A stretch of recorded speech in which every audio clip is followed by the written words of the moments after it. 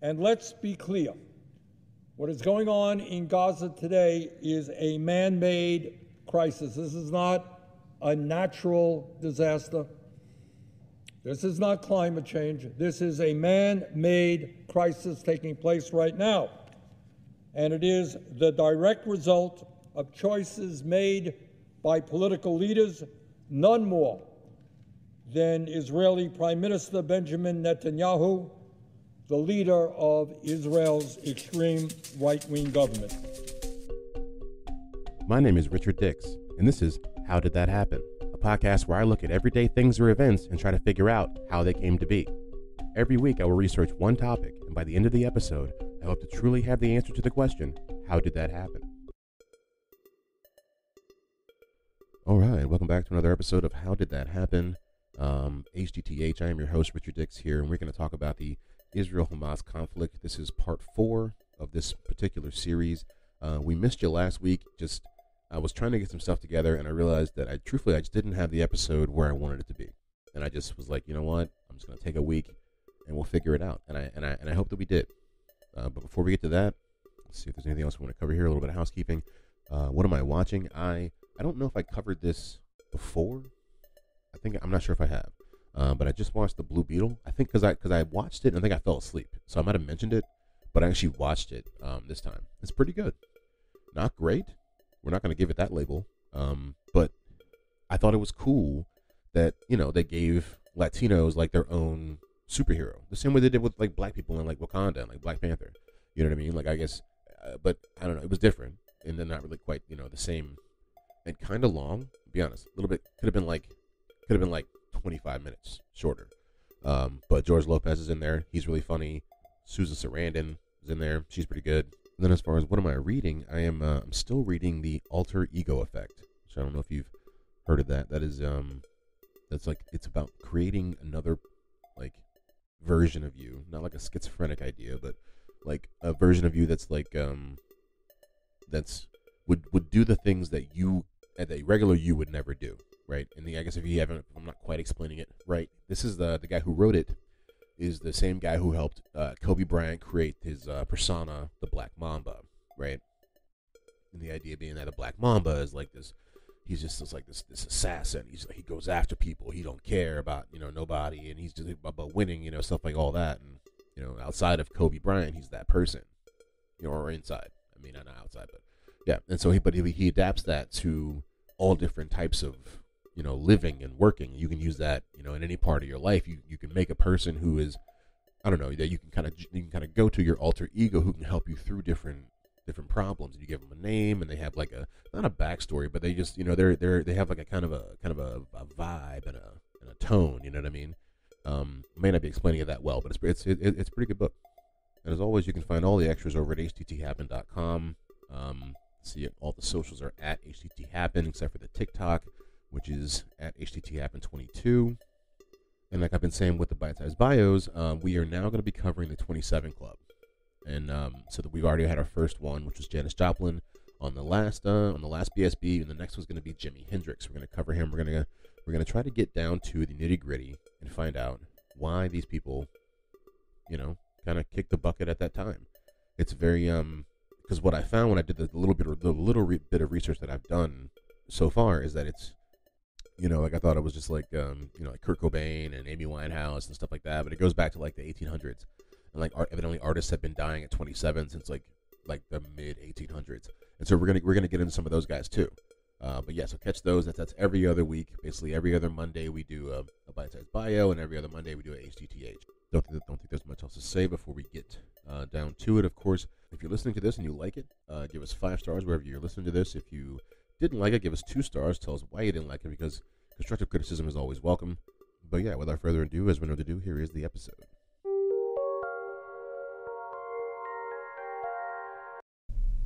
To ask those who used to speak about human rights, where is this human rights there in this house? Did you see the picture there? Our camps, Lebanese villages who had been smashed completely, some of these villages had been smashed with Phantom, with Skyhawk, with Mirage, with F-15.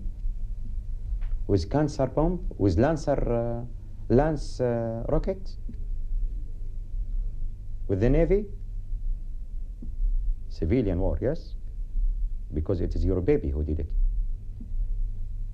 It is Israel who did it.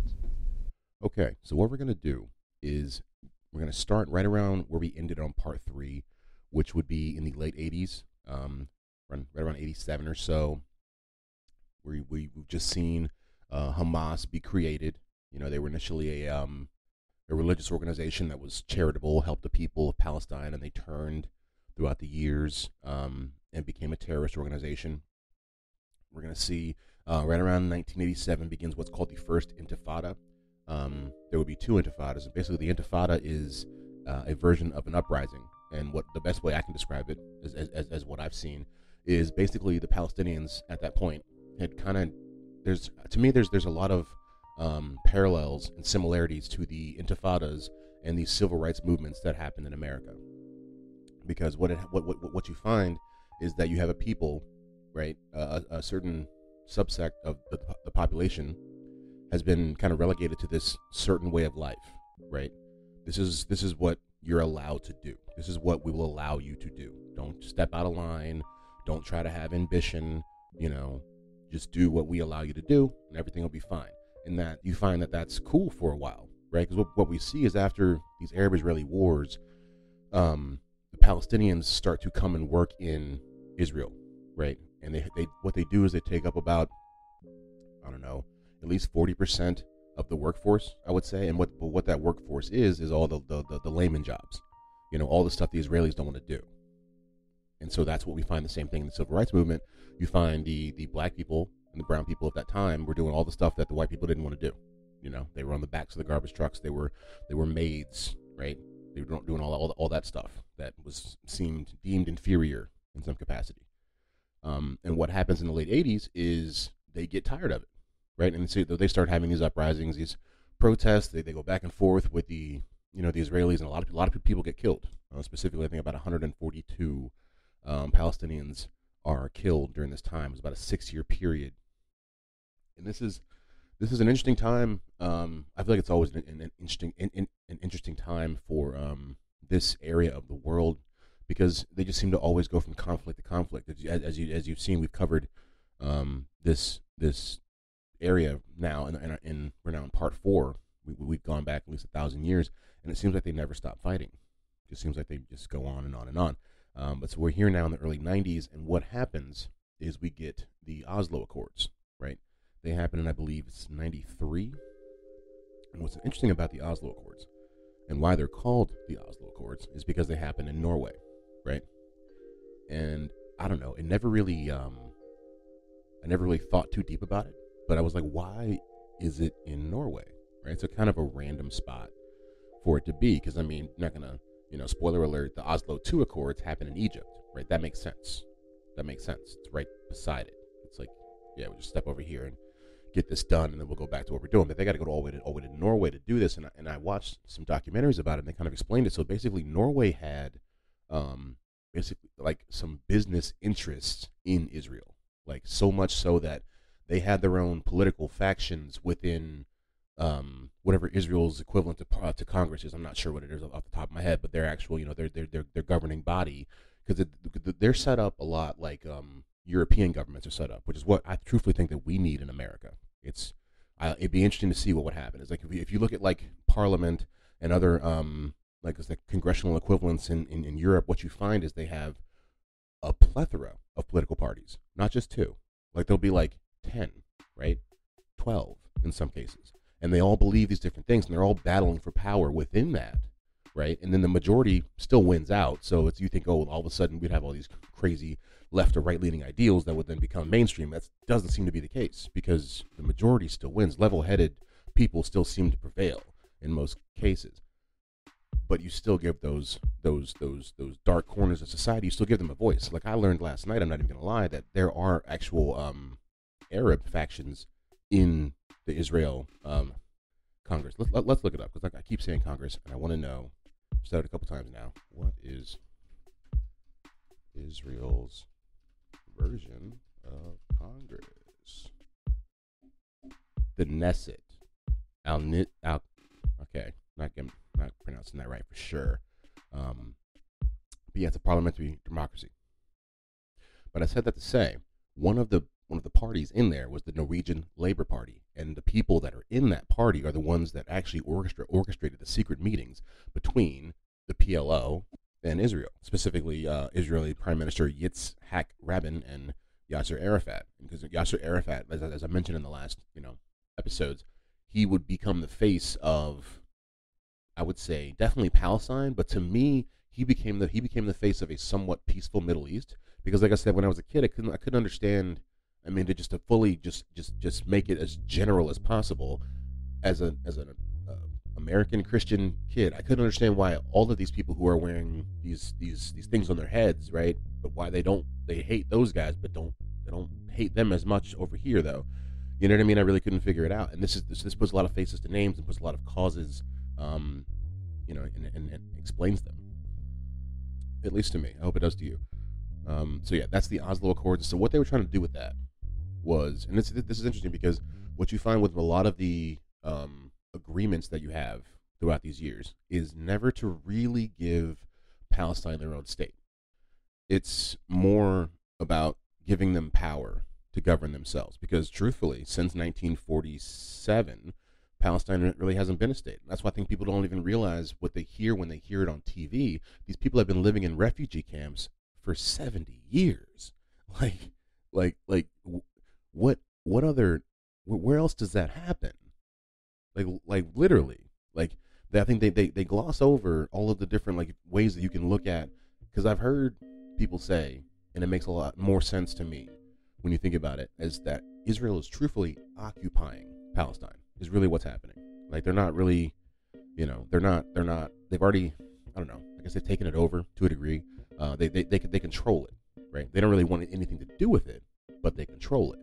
And that's kind of been the main issue. But back to what the Oslo Accords were trying to do, they were, more to my point, they were trying to give them a government, right? And let them have their own, light companies and stuff. And I mean, have the stuff that you need to be a real society. And the idea is if you do that for 5 years, then we'll talk about, they treat them like a child. These are people. You know what I mean? In 5 years, if you still have a good government, we'll talk about maybe you can be your own country. Maybe we can take those training wheels off Palestine. All right, we'll get back to it, buddy. And that's and then basically it doesn't happen, right? And what's wild about this is they give these guys the Nobel Peace Prize for this.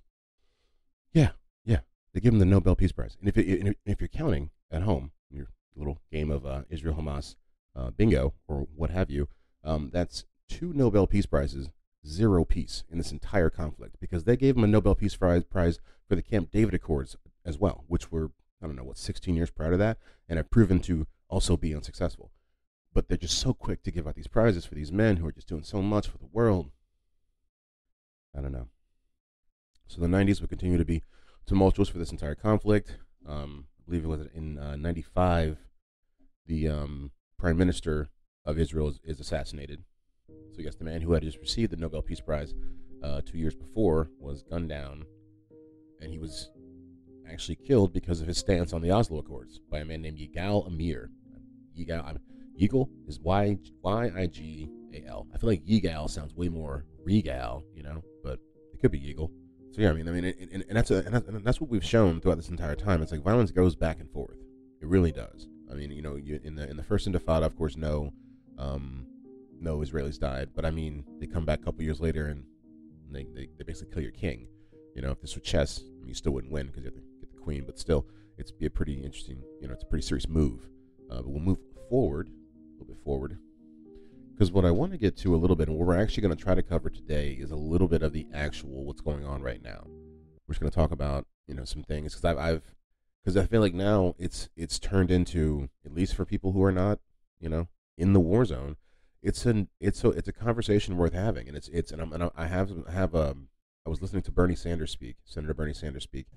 Madam President, let me try to provide a picture, a snapshot of what life in Gaza is like today. More than 25,000 Palestinians have been killed in this war so far.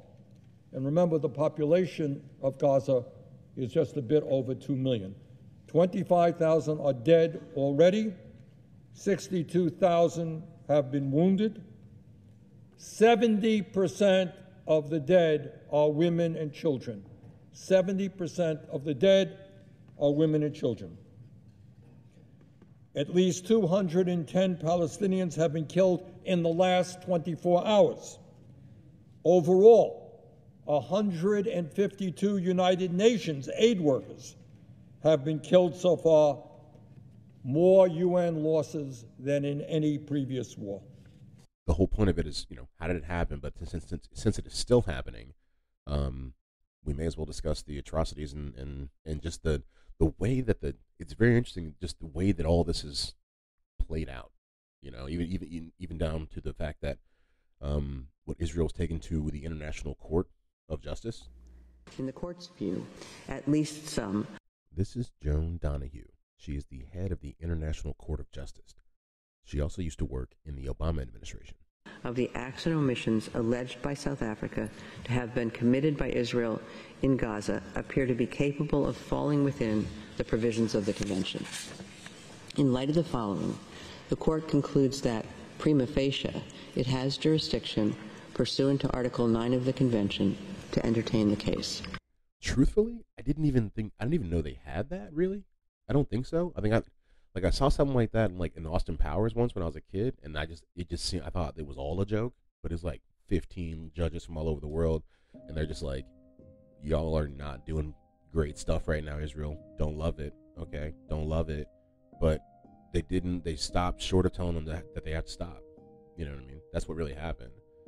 But right around the 2000s, because we've gotten in 95, Prime Minister of Israel's been shot. Second Intifada comes in, and that really goes from 2000 to 2005. Okay, so yeah, Second Intifada was way more deadly than the first. I mean, the first, I think a couple hundred people died, about 150 or so. At least from the numbers that I'm looking at here, about 5,000 people total died. I think it was about 4,000 Palestinians, give or take, and about 1,000 Israelis. And the numbers might be a little bit skewed because it takes the timeline a little bit after the actual Israeli disengagement that happens in 2005. But that's what we're about to talk about right now, because that's what happens after the Second Intifada. So a lot of people die throughout that time, a lot of fighting back and forth by the two nations, if you will.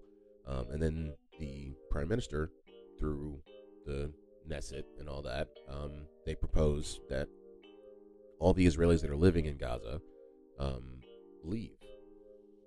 And there have been a lot of Jewish people living there.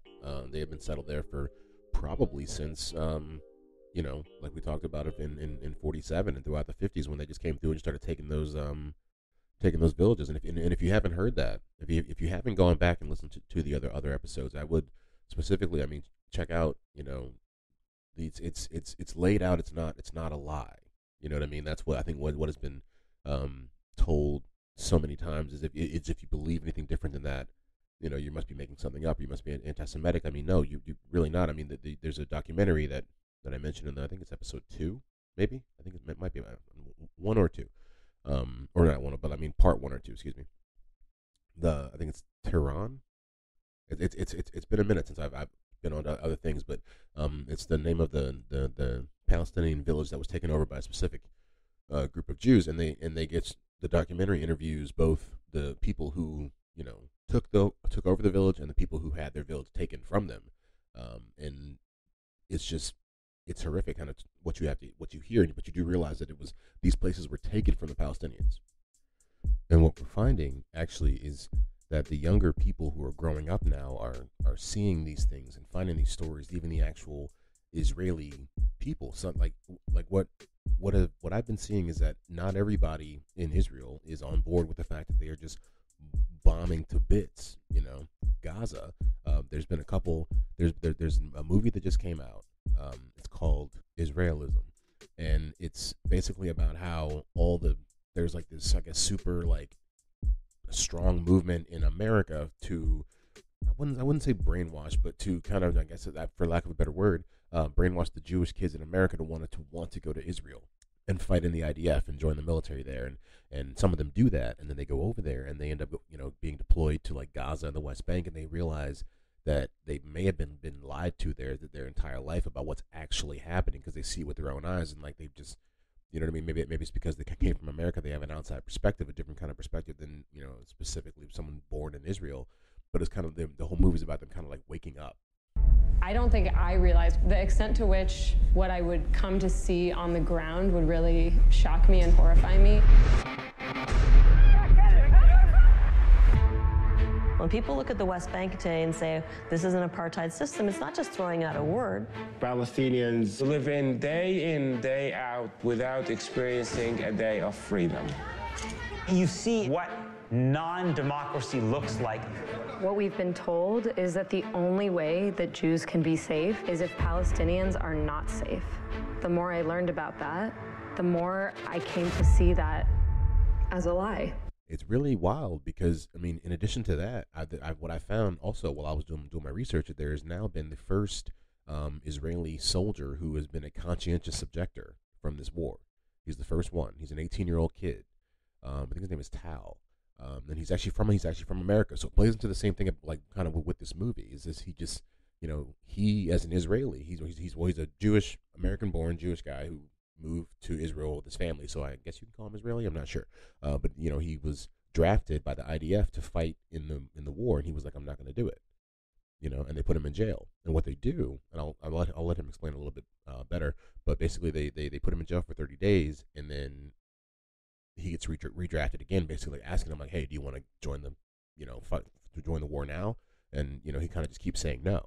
I got sentenced for 30 days for my first sentencing, and I got another draft order for Monday morning, which means I have to get drafted on Monday morning, where I will go and refuse service once again and probably get sentenced again.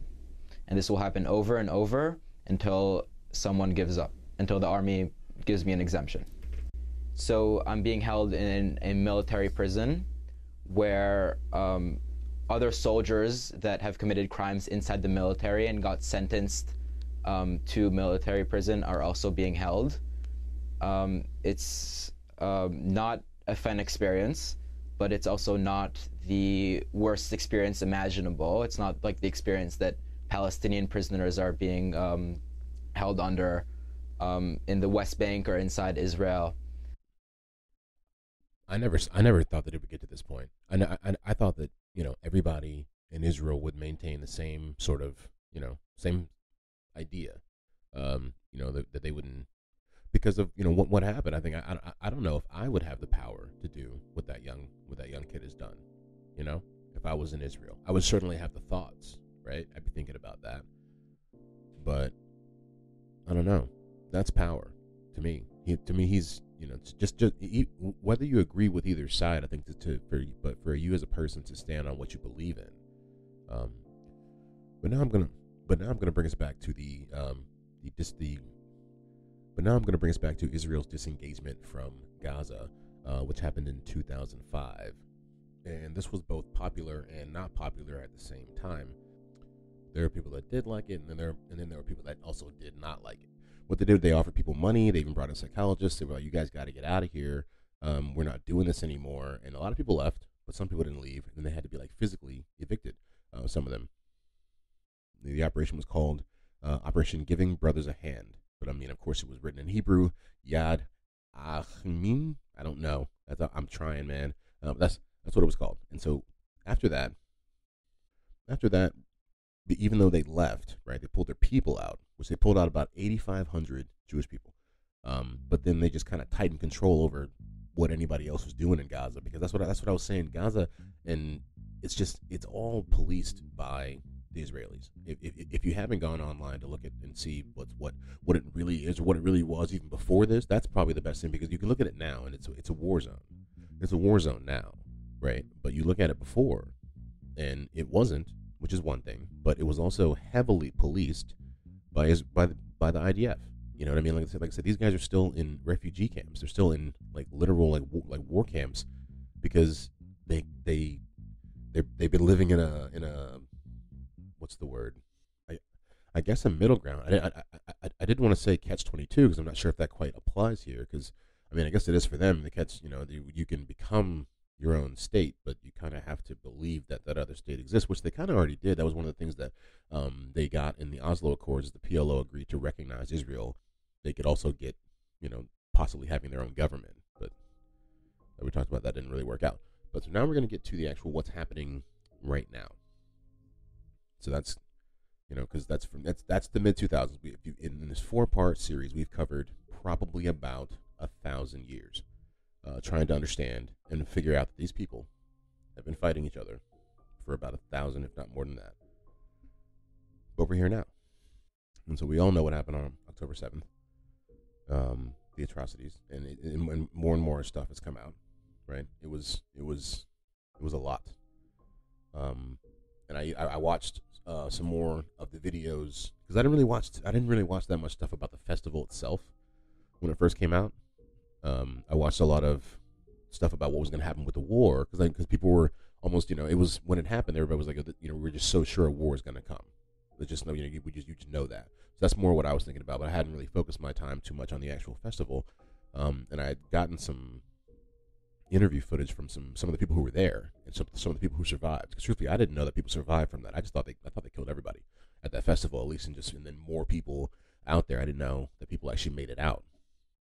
I have the woman, Lady in Red, which is, I guess, she become popular on social media, and she describes her experience trying to actually get out, and I'm going to play some of that for you now.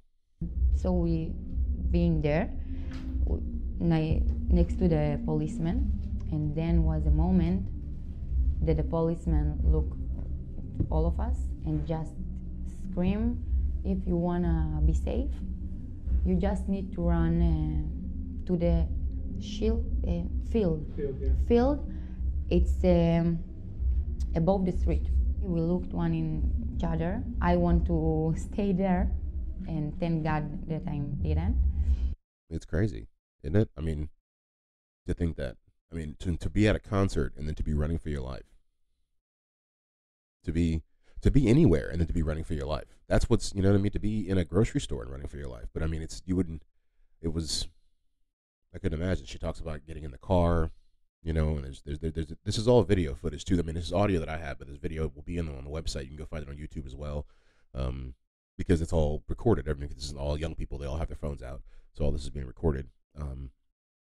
She talks about the moment when I think it's her husband or her boyfriend, one of the two. I think they have a kid together. From watching the entire interview, but I guess she couldn't. She hopped in a car and he couldn't because there's too many people in the car. They locked they locked the car door. Not in some weird way. She's like, "Oh, we can't take anybody else." You know what I mean? We're trying to get out of here, and they made eye contact. Then we hear Matan screaming "Vlada, I'm here. Let me go to the car." And they just unlocked the door again. Yeah. And I remember Matan's face. At start, he say me goodbye. You understand that's it. We were in a car, 8 people, in a mini Kaya Picanto. They take everyone they can. She didn't know if she'd ever see him again. You know what I mean? It was this whole, it was really felt like a movie. I feel like I was hearing it was like a lot going on. But she would end up seeing him again. Spoiler alert. He got on some old lady, they said, came through and picked him up. I don't know. That's what she said. But that was, a very interesting account to hear. But then we have the other side. Then we have the retaliation. Then we have what came next, right? Which like I said, we all knew was coming. We all knew that Israel was going to do something. And it made sense. It only makes sense. And that's why I agree with, what Bernie was saying. It's, you can't do that and expect that they're not going to do something, right? Because that was crazy. That was wild. But what they're doing now, and you don't, I don't know.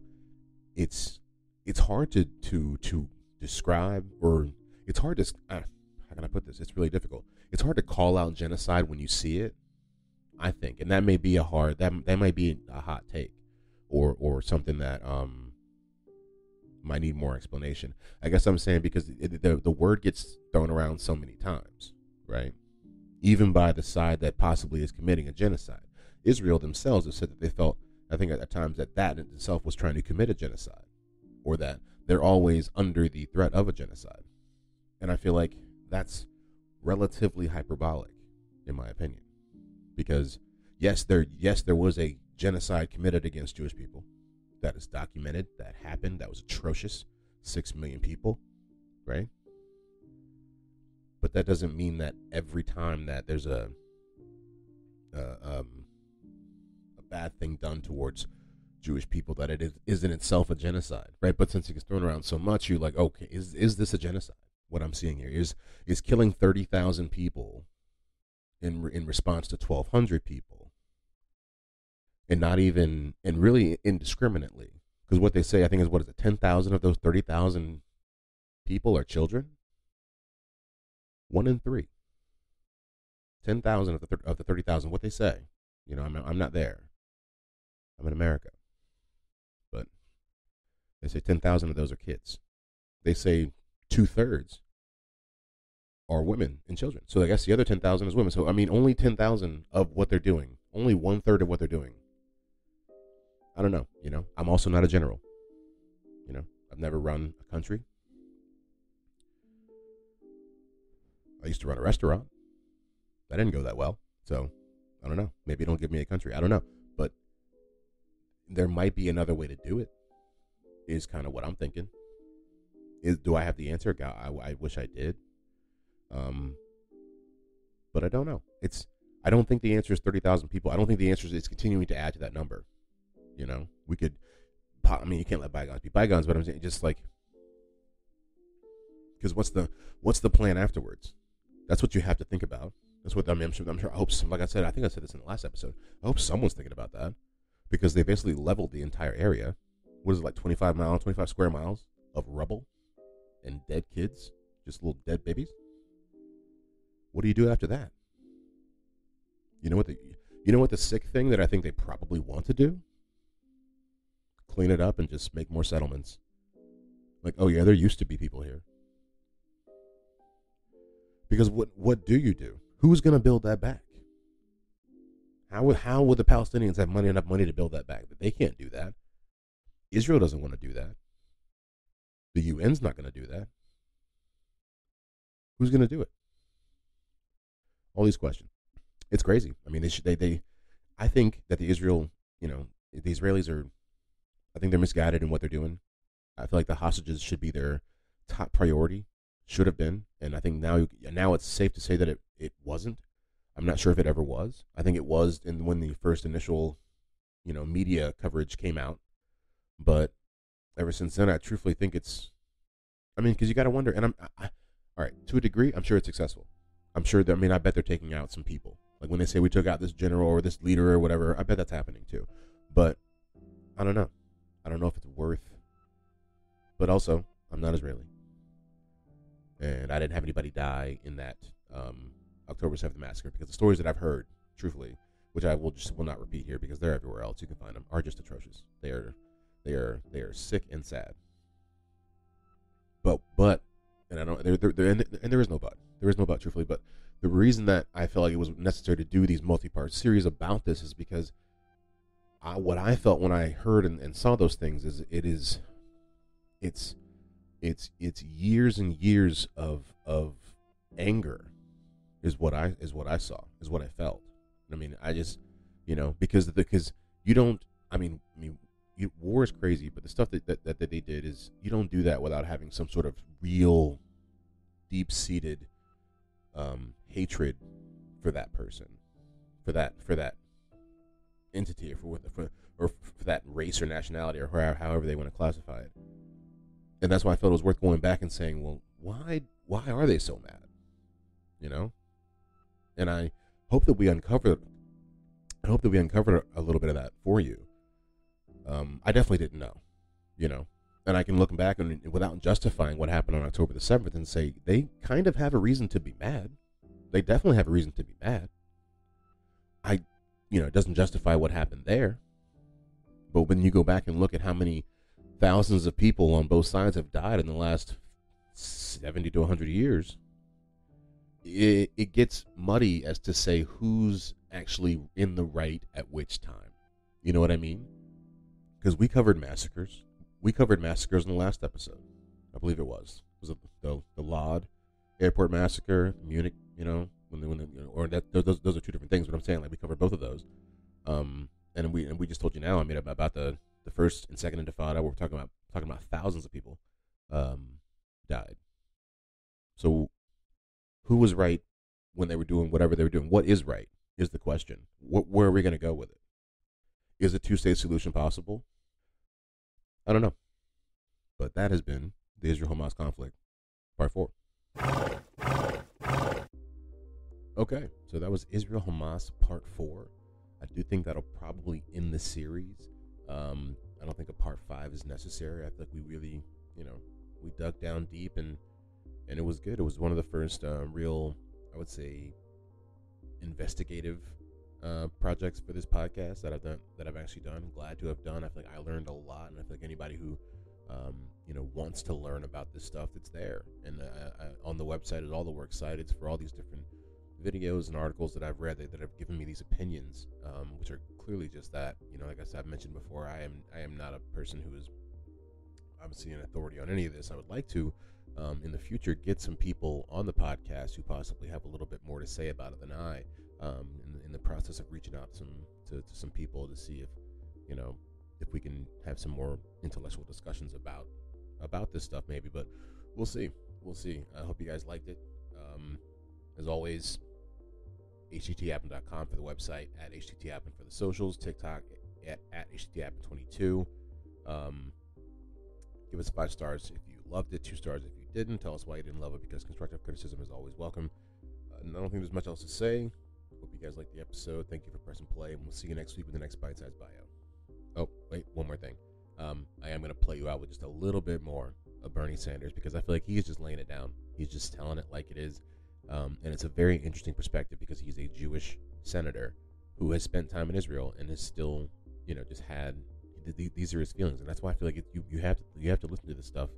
Not you have to, but I mean, it's important, because I don't know, people want to make it seem as if you have any sort of idea or feeling that's outside of the mainstream of Israel can do whatever they want, then you are yourself anti-Semitic, and it's like, dude, I think it's much more nuanced than that. So we'll do a little bit more from that speech that he made in Congress just about a week ago.